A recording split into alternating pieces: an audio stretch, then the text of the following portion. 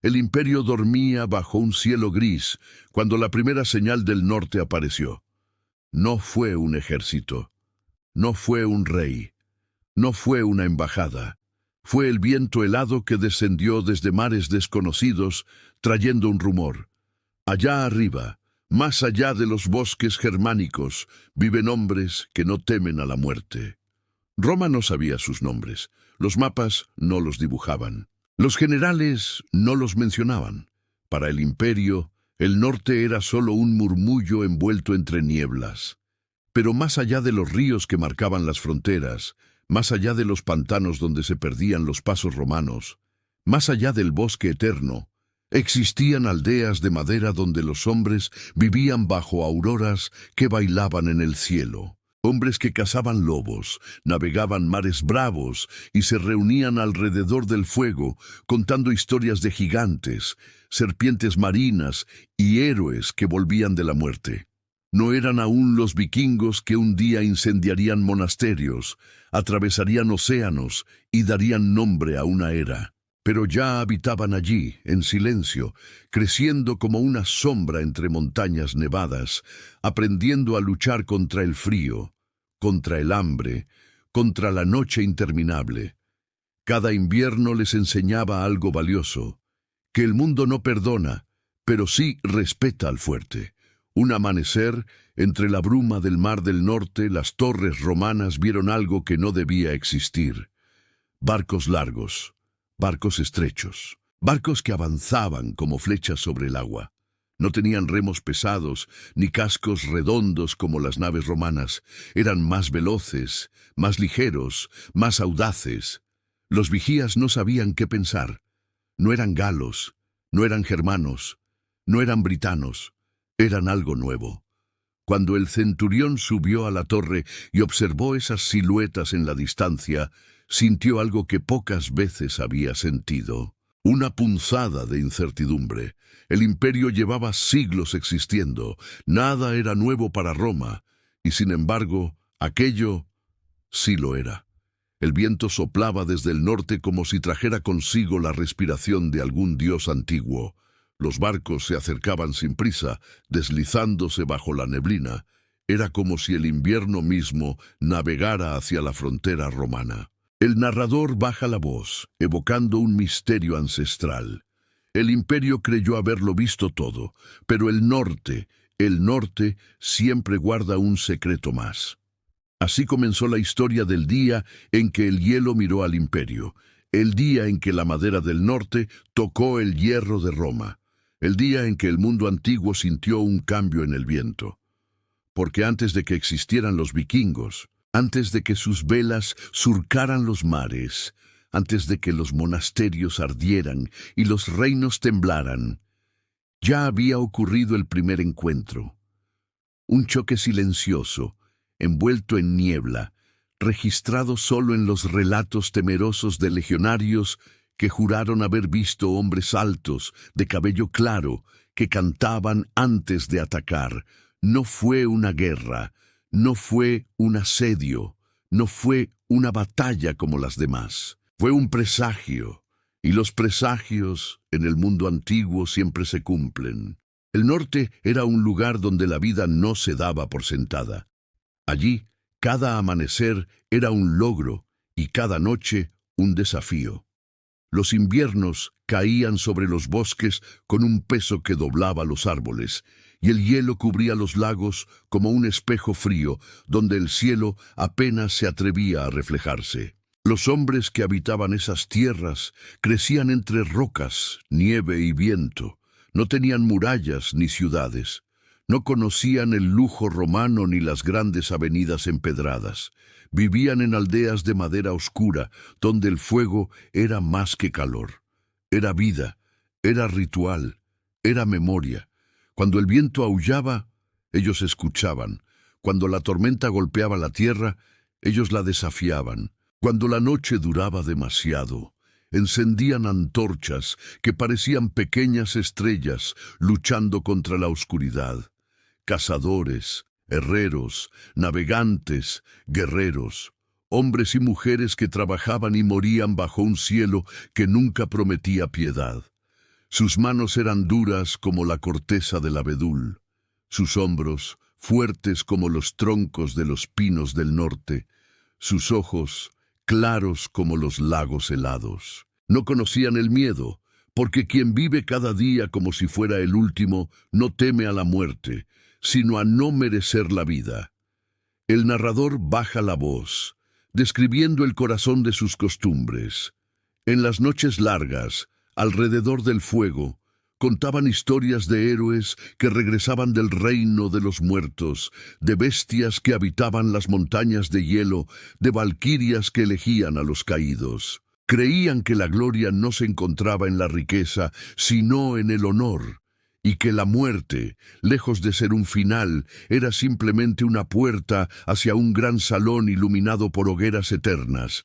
Eran hombres del viento, hombres del hielo, hombres de la mar.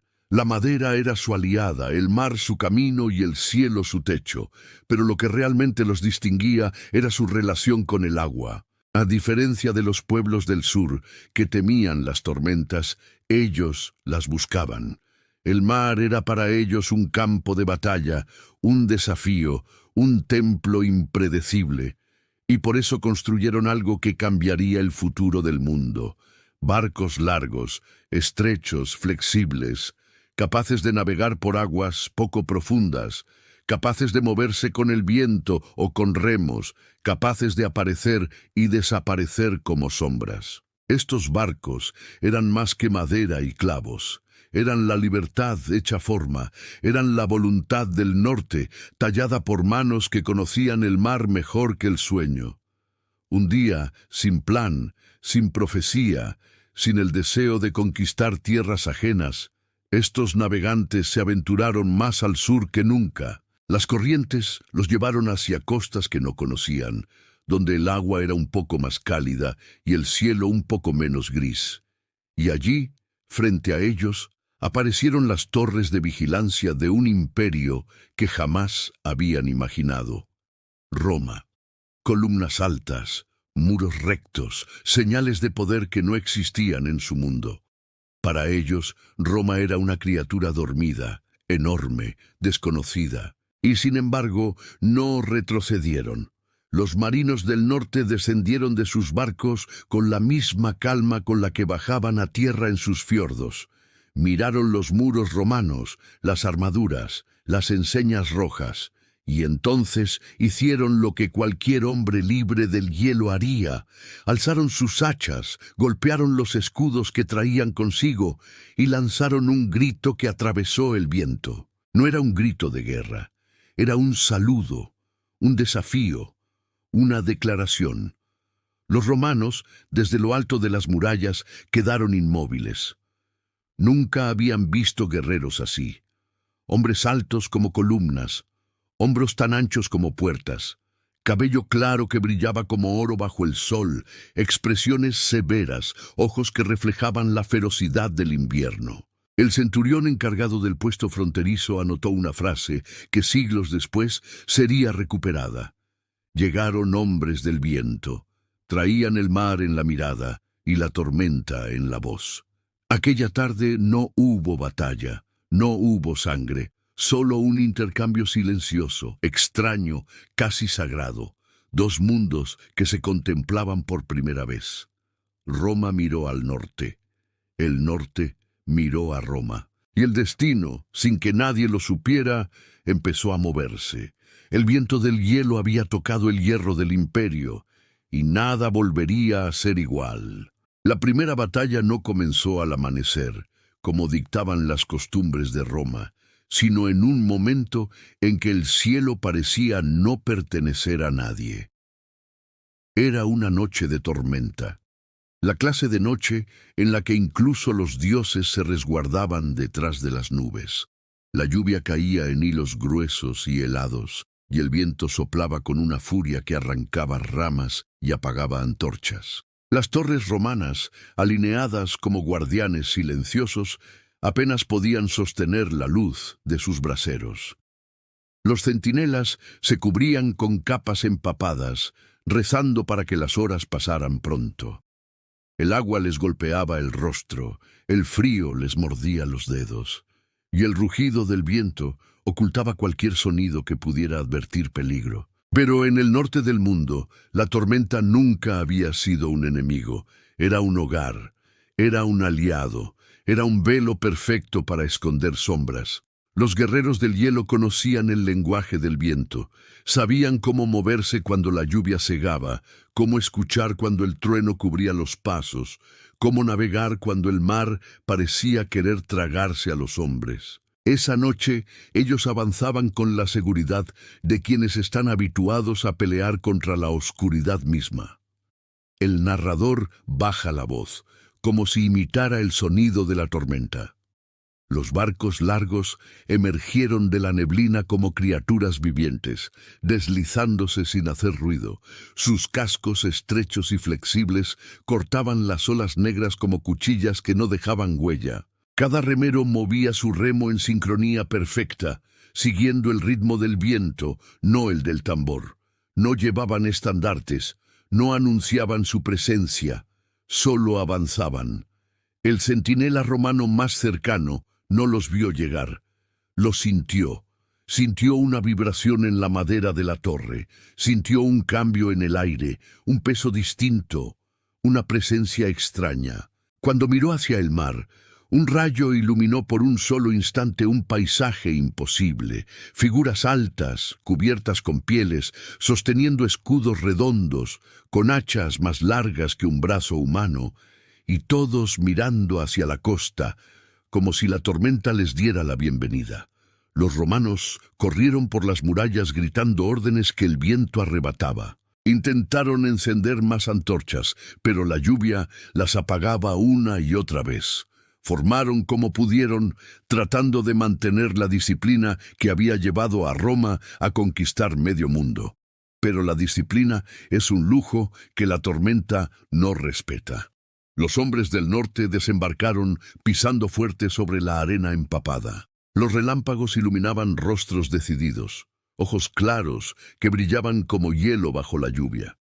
Sus barbas mojadas caían sobre sus pechos y sus músculos, tensos como cuerdas, relucían bajo el agua. No avanzaban corriendo, avanzaban caminando, en silencio, como si ya supieran que nada podría detenerlos. Y entonces, cuando estuvieron lo bastante cerca, el jefe del grupo, un gigante con pieles oscuras sobre los hombros, alzó su hacha, apuntó hacia la torre romana más cercana y dejó escapar un grito que cortó el viento. No era un grito humano. Era una mezcla de canto, furia y desafío. Era el sonido de un mundo que había permanecido oculto durante siglos, reclamando su lugar. Los hombres del norte cargaron. Los romanos respondieron con disciplina, bajando sus escudos, clavando sus sandalias en la tierra empapada, apretando los dientes para resistir el impacto. Cuando los dos mundos chocaron, el ruido fue como un trueno nacido de la tierra. Las hachas golpearon los escudos con una fuerza que astilló la madera. Las lanzas romanas empujaron, buscando abrir espacio. Las espadas cortas romanas encontraron carne. El barro, la sangre y la lluvia se mezclaron bajo el combate. Los hombres del norte no retrocedían, ni siquiera parecían sentir el dolor. Cada herida que recibían era respondida con un golpe más feroz. Sus voces se elevaban por encima del viento, cantando una mezcla de rabia y gloria. Para ellos, morir en combate no era una tragedia, sino un honor. Los romanos empezaron a comprender que no estaban luchando contra un enemigo común. Estos hombres no peleaban por tierras, ni por botín, ni por gloria política. Peleaban para demostrar al mundo, y quizá a sus propios dioses, que ningún imperio podía asustar a un hijo del hielo. La batalla duró lo suficiente como para que los soldados romanos dudaran de su destino. Pero los invasores, tras causar estragos, se retiraron tan rápido como habían llegado. Desaparecieron entre la lluvia, regresando a sus barcos como si fueran sombras devueltas al mar.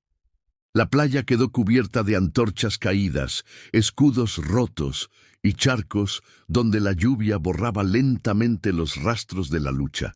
Esa noche, un centurión escribió en su informe una frase que el Senado romano no supo interpretar. No eran hombres, eran la tormenta. Y así quedó sellado el primer choque real entre Roma y el norte.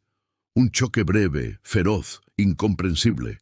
Un presagio de un futuro que todavía dormía, pero que ya había abierto los ojos. El amanecer después del ataque no trajo alivio a los legionarios. Trajo silencio, un silencio tenso, pesado, casi líquido. Un silencio que parecía adherirse a las murallas como un presagio que nadie quería nombrar. Los centuriones examinaban la playa aún mojada. Las huellas ya se desvanecían bajo el viento frío, pero los rastros del combate seguían allí. Astillas de madera, sangre mezclada con arena, escudos que no pertenecían a ninguna tribu conocida. Los romanos habían enfrentado a germanos, celtas, dacios, partos, pero jamás habían visto guerreros así. Hombres que llegaban con la tormenta y se marchaban con ella. Hombres que parecían esculpidos por la misma tierra que pretendían conquistar. Durante días, los legionarios no hablaron de otra cosa. En las hogueras nocturnas repetían las mismas frases. Venían desde el mar, no sentían el frío, sus ojos brillaban como luz de luna. Al principio, los oficiales intentaron callarlos. El miedo es una sombra que crece cuando se le da voz, pero pronto descubrieron que la sombra ya estaba allí, en cada torre de vigilancia, en cada patrulla, en cada recorrido a lo largo de los muros fronterizos. El miedo respiraba junto a ellos. El narrador baja la voz, evocando la tensión del imperio. El norte siempre había sido difícil. Los bosques eran densos, las nieblas interminables. Las tribus, numerosas y orgullosas. Roma había levantado murallas, caminos, fortalezas, pero nunca había logrado comprender completamente a los pueblos que habitaban más allá de los ríos. Y ahora, como si los espíritus del invierno hubieran cobrado forma humana, surgía un nuevo enemigo que no respondía a ninguna lógica romana. Las patrullas empezaron a desaparecer sin dejar rastro. Los caballos regresaban solos al amanecer, con la montura manchada de agua salada. Los vigías juraban ver luces moviéndose entre los árboles como si pequeños incendios caminaran bajo la lluvia. En una fortaleza cercana al Mar del Norte, el prefecto encargado de la guarnición ordenó duplicar las guardias. No confiaba en lo que sus ojos habían visto la noche anterior, pero su instinto le advertía que algo más grande estaba por venir.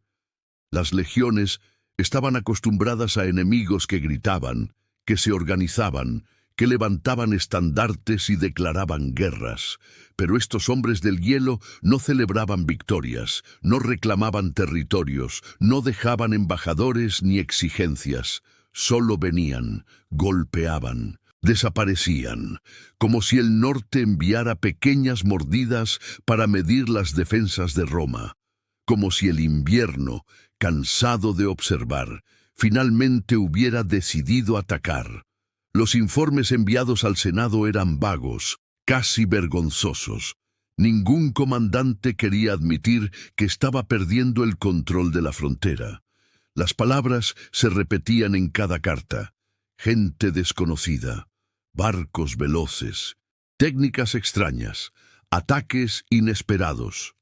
El Senado, en la comodidad de Roma, no entendía. Para ellos, el norte era simplemente un límite, un borde en el mapa, una frontera que existía porque debía existir. Pero para los soldados que dormían a la intemperie, el norte era un monstruo sin forma definida, sin rostro, sin lenguaje claro. Un monstruo que observaba desde la oscuridad, esperando el momento exacto para golpear. Los druidas y chamanes de las tribus germánicas comenzaron a compartir rumores con los romanos aliados. Había nuevas canciones en las aldeas lejanas, canciones que hablaban de clanes que venían de más arriba, donde las auroras iluminaban el cielo. Canciones que hablaban de guerreros nacidos del hielo, que navegaban sobre aguas que podían partirse bajo sus propios pies. Canciones que hablaban de un pueblo destinado a expandirse más allá de su hogar. Roma escuchó esas historias por primera vez con incredulidad, luego con interés, finalmente con inquietud. Desde las murallas del Rin, los centuriones observaban el bosque con una mezcla de respeto y temor. El viento que soplaba desde el norte no era un viento cualquiera. Traía consigo el aroma del hielo, del salitre, del hierro afilado. Traía pasos lejanos, traía rugidos apagados, traía un destino que nadie sabía nombrar. La frontera respiraba miedo, un miedo silencioso, constante, inevitable. Y ese miedo, más que las lanzas del enemigo, era el verdadero aviso de que algo profundo estaba cambiando en el mundo. Porque un imperio puede resistir ejércitos, pero es mucho más difícil resistir una sombra, y desde el norte una sombra se acercaba, lenta, imparable, ancestral, una sombra que no hablaba latín, una sombra que no negociaba, una sombra que solo conocía el mar, el frío y la guerra. Esa sombra era el preludio de una era que Roma todavía no podía imaginar. El amanecer después del ataque no trajo alivio a los legionarios. Con el paso de las estaciones, las incursiones del norte no disminuyeron, tampoco aumentaron. Simplemente continuaron, como si siguieran un ritmo antiguo, un pulso que no pertenecía a Roma ni a sus ejércitos. Cada ataque era como una nota en una canción que el imperio aún no sabía interpretar. Los comandantes romanos comenzaron a percibir un patrón inquietante. Los invasores no buscaban conquistar ciudades ni ocupar territorios. No querían negociar, no querían pactar, no dejaban emisarios ni condiciones. Solo aparecían en las noches más oscuras o en las mañanas más grises. Golpeaban como un rayo y desaparecían. Esa conducta desconcertaba al imperio. Las guerras romanas siempre habían tenido un propósito claro: territorio, gloria, venganza, control político. Pero aquellos hombres del norte peleaban como si el mundo fuera un campo de pruebas, como si la vida fuera un entrenamiento constante para algo más grande. El narrador baja la voz para revelar el alma de este segmento. Los romanos empezaron a comprender que no estaban luchando contra un pueblo, sino contra una filosofía, un modo de existir, una forma de ver la vida que ellos no podían comprender. Para los hijos del hielo, el combate no era un medio, era un fin, un desafío personal, un camino hacia el honor, un tributo a sus dioses, una manera de demostrar que estaban vivos, incluso en tierras desconocidas. Y esa idea, tan ajena al pensamiento romano, era también un presagio, porque los imperios caen cuando dejan de entender al enemigo. Y en el norte estaban haciendo un enemigo que ni siquiera se definía a sí mismo como tal. Los druidas germanos comenzaron a hablar de señales extrañas. Decían que las auroras habían cambiado de forma, que danzaban más largas, más brillantes, más rojas. Decían que el mar rugía con una fuerza diferente, como si anunciara la llegada de un tiempo nuevo. Decían que en lo profundo de los bosques, figuras antiguas despertaban sus viejas canciones. Los romanos, al escucharlos, sonreían con cortesía. Pero en su interior algo se movía, un pensamiento silencioso, incómodo, inevitable. Hay un poder al que no conocemos. A veces, durante las noches sin luna, los soldados juraban escuchar tambores lejanos, como si una flota entera estuviera remando hacia la costa. Otras veces veían luces en los acantilados, como si las montañas del norte encendieran sus propios ojos. Y en más de una ocasión hallaban símbolos tallados en troncos cercanos a las fortalezas romanas. Círculos, espirales, figuras que parecían árboles invertidos o serpientes rodeando un mundo entero. Símbolos que nadie sabía descifrar. Era como si alguien o algo estuviera marcando el límite entre el mundo del imperio y el reino del hielo, recordando a Roma que esa frontera no era suya, solo estaba prestada. Los comerciantes comenzaron a traer rumores desde el norte profundo, aldeas nuevas, guerreros más organizados, barcos más largos, clanes que se reunían bajo un mismo estandarte. Los romanos escuchaban esas historias con escepticismo, pero algún rincón de su espíritu entendía la verdad. Un nuevo tiempo estaba naciendo. Un centurión veterano, que había enfrentado las incursiones del norte desde su juventud, escribió en su diario unas palabras que jamás fueron archivadas oficialmente. El norte no quiere nuestras tierras, quiere nuestro futuro. Y aquella frase, perdida entre páginas que el tiempo consumió, era la advertencia que nadie en Roma supo leer, porque los hombres del hielo no buscaban gloria inmediata, no buscaban poder inmediato, no buscaban destruir un imperio en ese instante, estaban aprendiendo, observando, explorando, conociendo el mundo más allá de sus montañas nevadas, probando sus fuerzas contra la nación más poderosa de la antigüedad. Eran como lobos jóvenes que bajan del bosque para medir el territorio del viejo león. Y cada lance, cada ataque, cada retirada era una semilla sembrada para el porvenir.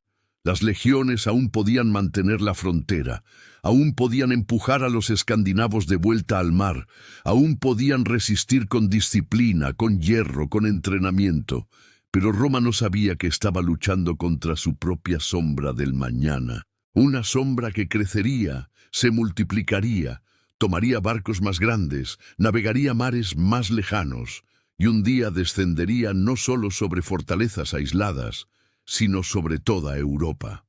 El norte no estaba atacando el presente, estaba anunciando el futuro. Y ese futuro, siglos después, tendría un nombre que estremecería a reyes, monjes, comerciantes y ejércitos enteros. Vikingos. Pero en aquel tiempo eran solo un presagio, un rumor del hielo, un aviso de que el mundo tarde o temprano cambiaría para siempre. El amanecer después del ataque no trajo alivio a los legionarios.